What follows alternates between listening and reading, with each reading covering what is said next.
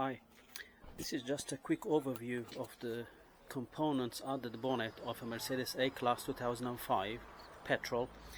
It's the same from 2005 to 2012, like the B-Class as well. Now I'm going to talk about as many things as possible, explain the components, what they do, what they are, where they are.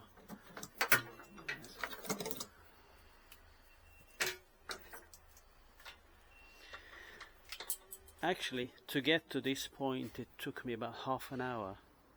To remove the bonnet should be more than 5 minutes or maximum 10 minutes. Anyway, still dripping. Now this is the air filter housing with the ECU fitted on top of it. This is the throttle body, which you need to clean maybe every now and then, maybe every couple of years or something.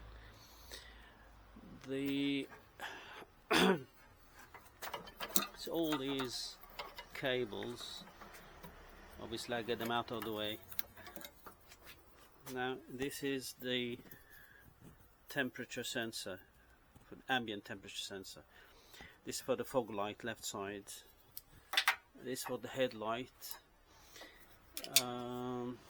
Now we have here a lot of earth wires, and the same on the other side, a lot of earth wires. Now this car is 18 years old and the earth wires never give a problem. Maybe it would later on. And the same wires this side here. Right, now when you open the bonnet, people think that this is the engine. This is not the engine. This engine is down there, here, and it's actually sandwiched under the car in case of an impact. It goes under the car, not inside the car. Oh, there's a hole here because it had a little impact in the front, and this is broken. I can't see anything else. Now this is the inlet manifold. The inlet manifold has this vacuum operated solenoid kind of actuator with a flap to reduce the amount of air going to the engine, and that is the secret of the economy of this engine. Sorry about the background noise, there's nothing I can do about it.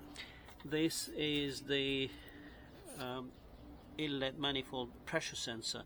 The sensor itself is the same that fits many Mercedes models. This is the camshaft sensor. These two are the coils for the ignition. The front lambda sensor. Actually, though many people complain about difficulty to work on the A-Class, but in fact I find it a lot easier to work on.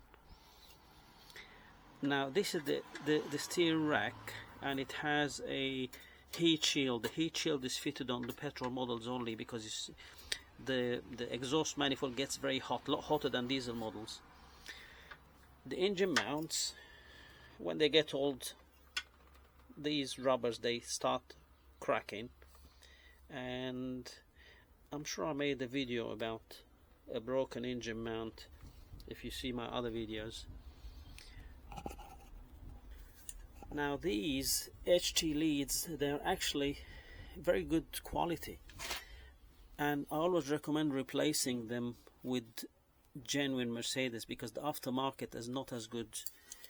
You see, with these you can actually grab it and remove it without breaking it. And when you see inside this white color, though it's working fine, if you replace them every few years, that will increase the economy and the performance. They are sold at the dealer single. You don't buy a set, and they're quite expensive as well. It costs about 25 to 30 pounds each. It's well worth the money. This is for the air conditioning, the high pressure. This is for the air conditioning, low pressure. Now this is automatic, as you can. This automatic gearbox is there, and this is the cooling system. The cooling system for the automatic transmission is called through the radiator. I blocked it off, obviously. The car still starts and drives like this. The crankshaft sensor is hidden in there, though it's a bit difficult access, but should be straightforward. Obviously it will be easier after removing this little clamp here that attaches the engine to the gearbox. This pipe here is the breather between the inlet manifold and the crankcase.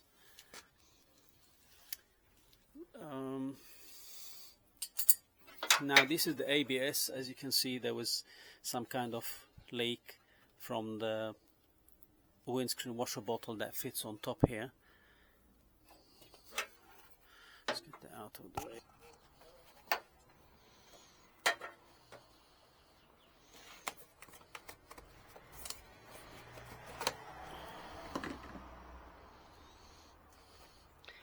Now I'm going to remove the air filter housing to show you behind it. I don't normally use this to remove small bolts, but I don't want the video to be boring.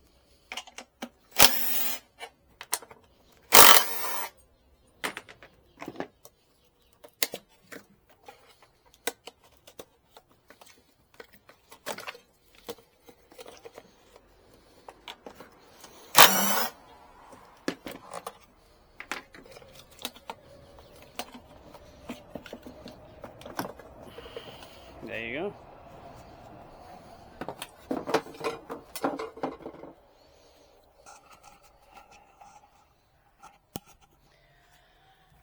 Right, here, this is the fuel hose.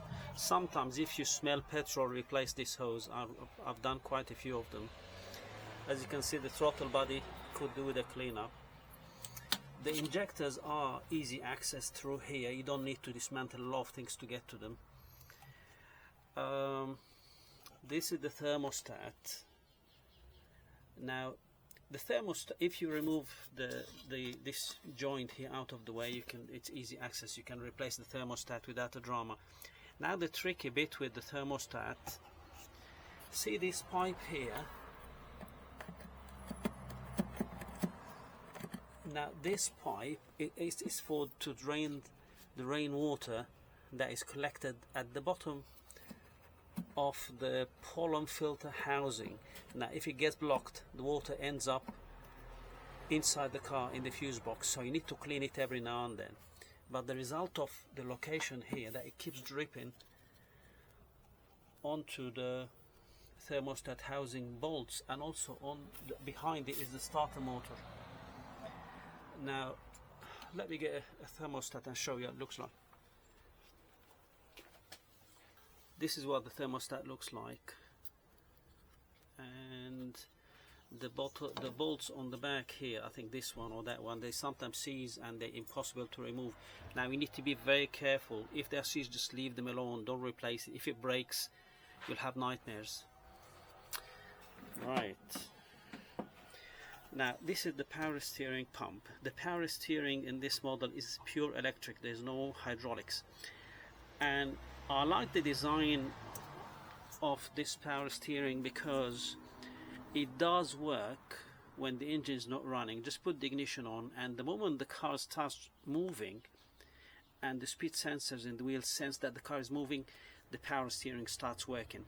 Unlike the older model, which was connected to the alternator, when the belt breaks or the alternator stops charging, then you have no power steering. Right, now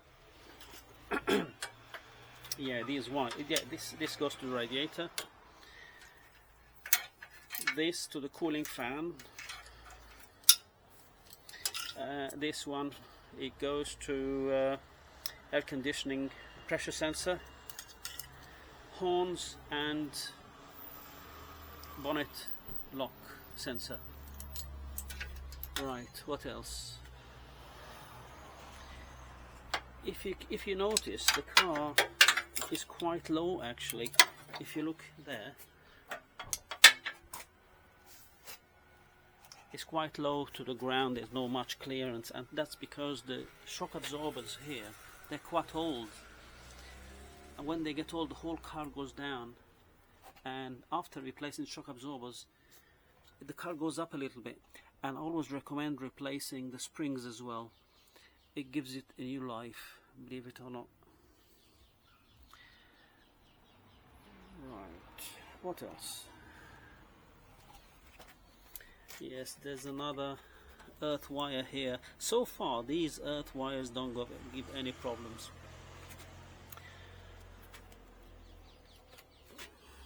Here there's no earth wires here, and the speed sensors are there. The oil filter is down there. With the right tools it's very easy to replace, but without the right tools obviously is a struggle. This is how you check the oil level there, and this is where you fill in the transmission fluid, and this is where you measure it from. Now there's a bottle, you know, like the old gearbox oil, they have a nose that fits in here, is designed for that. A lot easier than using funnels and things. Now I hope you enjoyed this video and you found it useful for something. Please subscribe, like and leave a comment, and if you have any question I'm more than happy to answer you.